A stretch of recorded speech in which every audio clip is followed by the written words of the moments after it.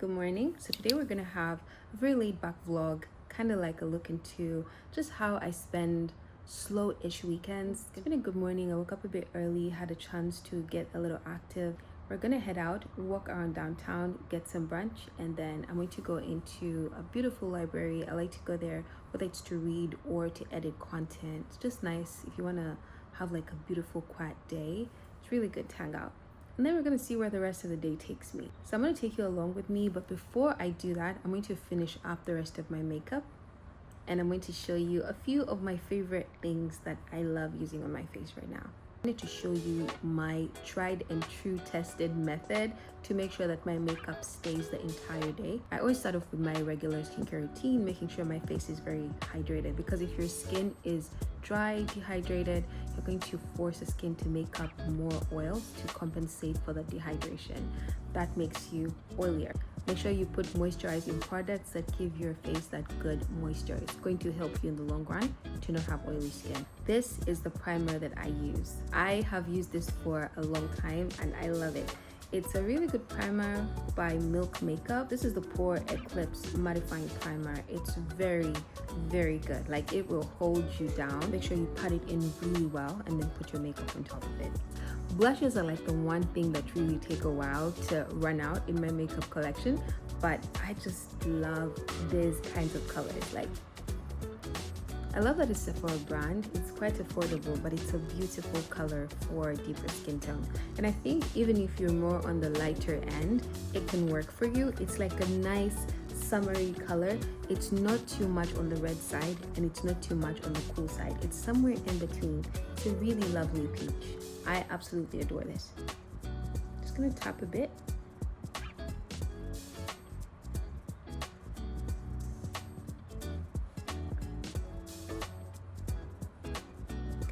For highlighter, I have been obsessed with this. As you can tell, it is really used. It's so nice because it's very subtle and it's very neutral. Looks really good on skin. And it gives a glow. It's not too much, you can wear it during the day. This is Bronzite by House Labs. For my finishing combination, I use these two. So there's actually a difference between a setting spray and a holding spray. This is also marketed as a setting spray, but technically it's a holding spray. Setting sprays tend to be water-based and they are good as a starting spray for when you want to keep your makeup in place. They're going to make sure everything sinks and is just beautifully set on your face. And then holding spray is going to keep everything in place. No movement, no transfer of makeup.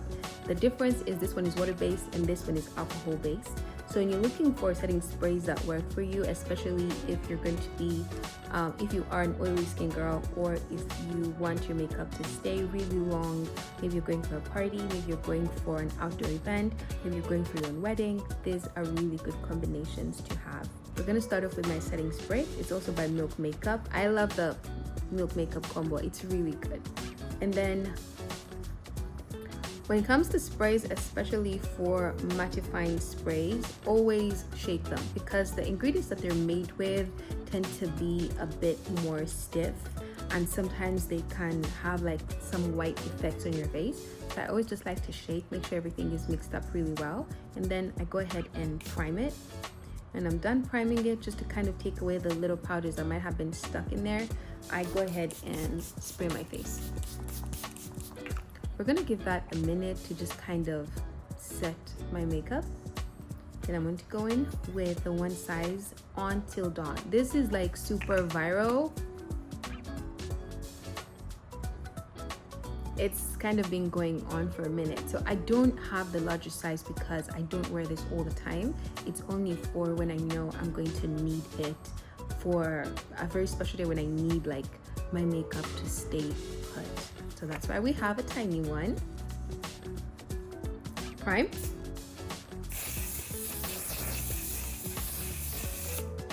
It smells so good. I love it. And guys, that is the look. For my lip combo, we're going to use Morphe in Trendsetter. It's a deep brown. And then I'm going to use the Anastasia Beverly Hills in Toffee Rose. This is kind of like a pinkish peach, with a little bit of glitter in there. It's a beautiful gloss. It works really well on my skin tone. I love it.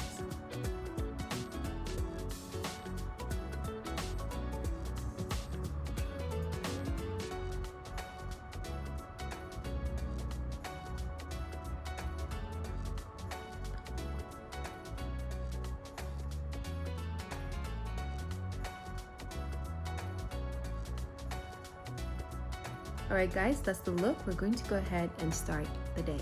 Quick sidebar, I totally forgot to put on mascara, which I've done now. Now we can actually start.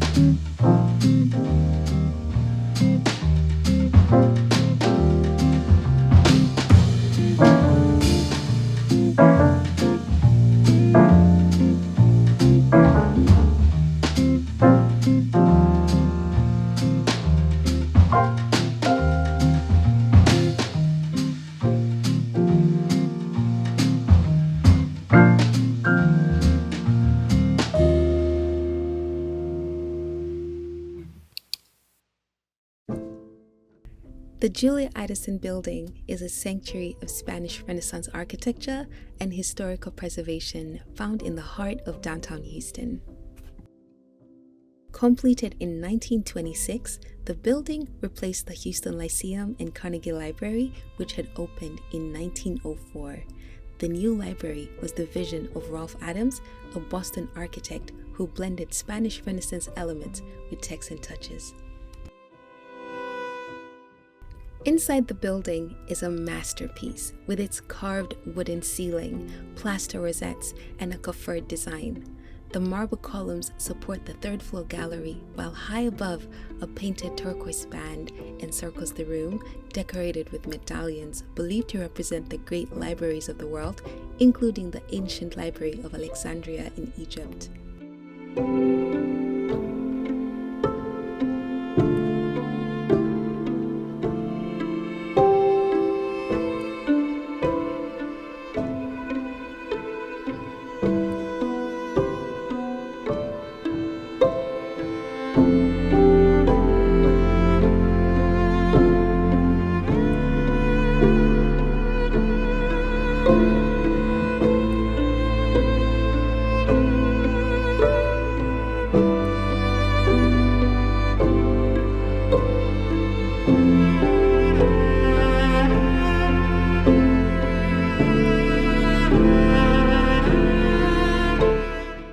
Inside the reading room, you'll find some of the library's finest collections from over 12,000 books, 3,000 pamphlets, 74 personal diaries, and a vast collection of historical Bibles. Among the shelves, you'll find timeless classics by authors like Charles Dickens and Mark Twain, stories that shaped the world, sitting quietly in a building that shaped a city.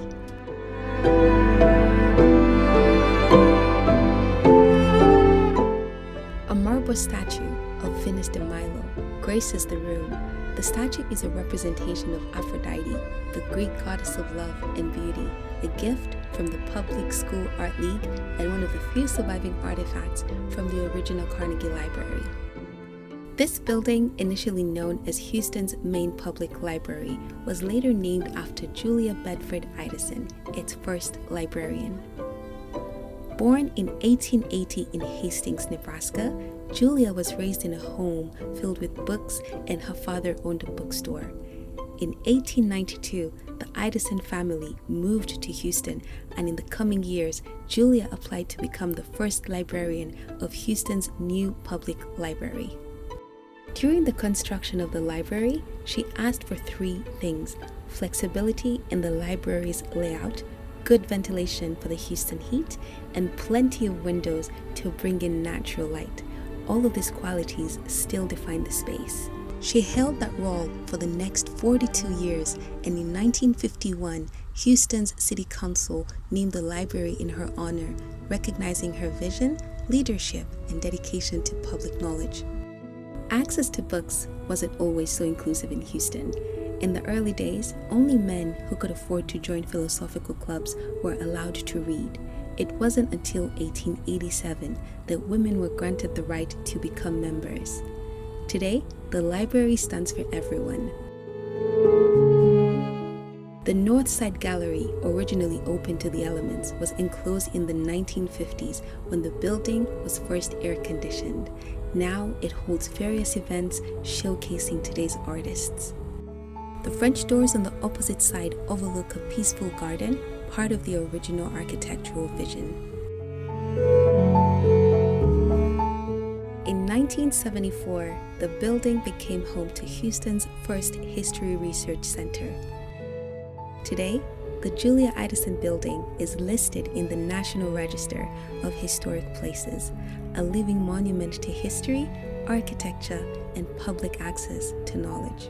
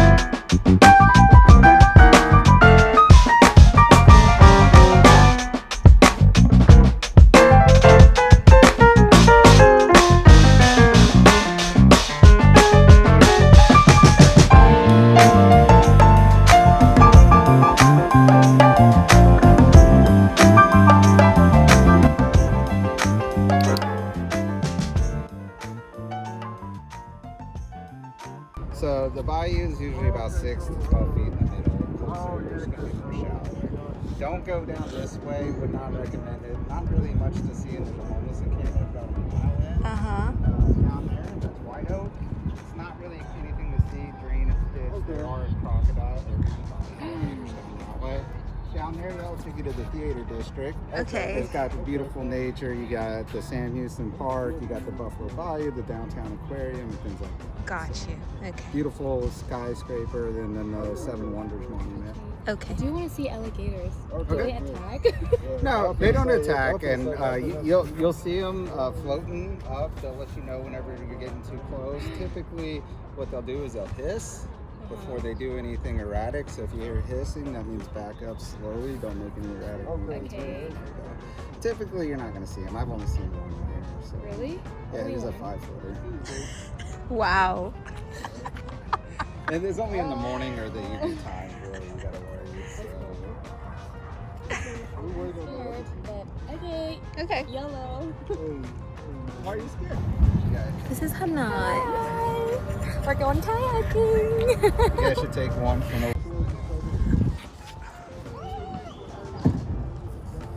I am actually terrified.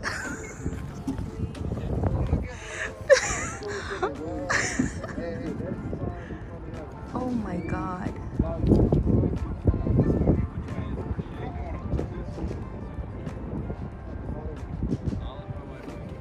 Probably go against the current on the way there and then just carry you back up and down.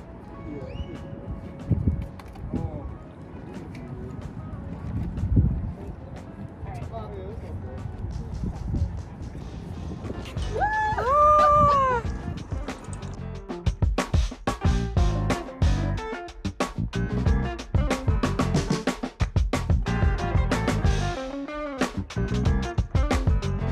I have done random things. This is the most random thing I've done on a whim. Okay, let me get myself together. Bye, guys.